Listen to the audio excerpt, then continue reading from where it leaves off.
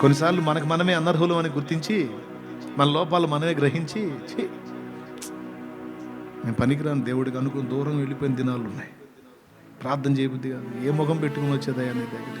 నోరు కాచుకోలేకపోతున్నాను, చేతులు కాచుకోలేకపోతున్నాను, నడతలు దిద్దుకోలేకపోతున్నాను. ఏ ముఖం పెట్టుకొని వచ్చేది నీ దగ్గరికి? ఏమని నీ దగ్గర తలెత్తుకునేది? అంటే ఏదో ఒక వాక్యం ద్వారా, ఏదో ఒక మాట ద్వారా, ఏదో ఒక మెసేజ్ ద్వారా, ఏదో ఒక వచనం ద్వారా దగ్గరికి తీసుకున్నాడు. ఎంతమంది ఒప్పుకుంటారు? నేను 2 చేతులు ఎత్తుతాను, 2 చేతులు ఎత్తుతాను. నేను ఆయన దయ చూపుతానంటే నేను అనర్హుండని వెళ్ళిపోతాను. రే రారా సోదరుడా, నీ అర్హతను అంటారా? నీ అర్హతను చూసాను నేను కాలేదా? నా దయను బట్టి. నీ దయ నుండి దూరము కాగా ప్రేమతో పిలిచి పలుకరించితివే. కృపయే నాకు ప్రాకారము గల ఆశ్రయపురమాయను. ఈ విధంగా మనం కృపను ప్రాకారంగా కలిగి ఉంటే గర్వము, అతిశయము అనేది ఇక మనలో విరిగిపోయింది. ఇదే మనకు భద్రత, క్షేమం. అందుకు ప్రాకారం అన్నాడు. నాకు దేవుడిది బయలుపరిచినప్పుడు చాలా ఏడుపు వచ్చిందండి. సిగ్గేసింది నాకు. అంతవరకు నాకు అతిశయ కారణాలుగా ఫీల్ అయినవన్నీ ఒక్క దెబ్బకి పటాపంచులు అయిపోయినది. విరిగిపోయి సిగ్గేసింది. ఏంటంటే ఇంత తేడా పడ్డాను నేను, ఇంత వెరితనంగా ఆలోచించుకున్నాను.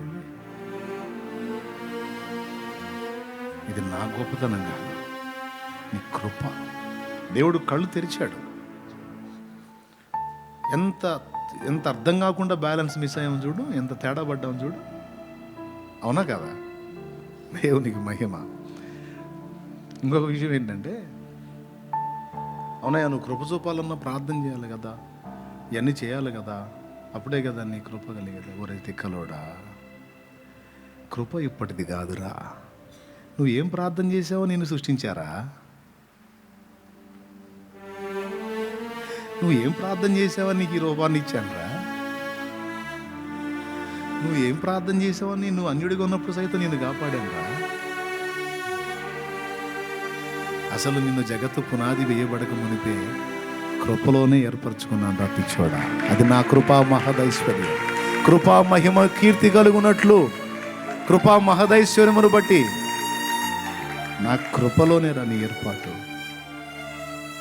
నీకు ఈ జీవితాన్ని ఇచ్చానంటే కృపను బట్టే ఇచ్చాను. నిన్ను ఉనికిలోకి తెచ్చానంటే కృపను బట్టే తెచ్చాను. రక్షణ అనేది నీకు వచ్చింది అంటే కృపను బట్టే వచ్చింది. నా సేవలో నీకు నువ్వు వచ్చావంటే కృపను బట్టే వచ్చావు. నీ ప్రార్థనలకు జవాబులు వచ్చినాయి అంటే నా కృపను బట్టే వచ్చింది. అసలు చూడండి ఎప్పుడు చూపాడో మన మీద కృప. నిన్ను ఒక స్త్రీనిగా పుట్టించింది కృపను బట్టి నేనే. నిన్ను ఒక పురుషునిగా పుట్టించింది కృపను బట్టి నేనే. నా కృపను బట్టే నీ నిర్మాణం చేశాను నేను. నీకు జీవాన్ని, జీవితాన్ని నా కృపను బట్టే ఇచ్చాను. ఇన్ని విషయాల్లో కృప చూపిన నేను ఇప్పుడు కృప చూపునా? ఇది ముగింపు. ఇన్ని విషయాలలో అదే కృపను ఆధారం చేసుకొని నిన్ను ఉనికిలోకి తెచ్చి, నిన్ను రక్షణలోనికి తెచ్చి, నిన్ను సేవలోనికి తెచ్చి ఈ దశకు నిన్ను నడిపించిన నేను ఇప్పుడు నా కృపను నీకు ఎడం చేస్తానా? ఎట్టి పరిస్థితుల్లో అది జరుగుతాం. ఆలోచించి చూస్తే నాకు మైండ్ బ్లోయింగ్. నిజమే కదా? అసలు నేను అనేవాడిని ఉనికిలోకి ఎట్లా వచ్చాను? మా అమ్మ తెచ్చిందా? మా అయ్య తెచ్చాడా? ఎవరన్నా కావాలనుకొని తెచ్చారా నన్ను? వాళ్ళు వాళ్ళు వద్దనుకున్న వాళ్ళు నన్ను వద్దనుకున్నారు. మరి నేను ఉనికిలోకి వచ్చానంటే కృప అయింది. కరెక్టే. అప్పటి నుంచే చూపిస్తున్నావు కృప. నేనే అర్థం చేసుకోవాలా నీ కృపని. కృప చూపుటలో మానలేదు. నేను నిన్ను ఎరిగిన దినాన కృప చూపుతున్నావు, నిన్ను ఎరగని దినాన కృప చూపావు. అసలు నా ఉనికే లేని దినాన ఆ కృపను బట్టి నన్ను ఉనికిలోకి తెచ్చావు. ఇది శాలేమన్నకు ఒక్కడికైనా నీకు వర్తించదా? తమ్ముడా, చెల్లి, నీకు వర్తించదా? వీళ్ళకి వర్తించదా? ఇక్కడ ఉన్న వాళ్ళకి వర్తించదా?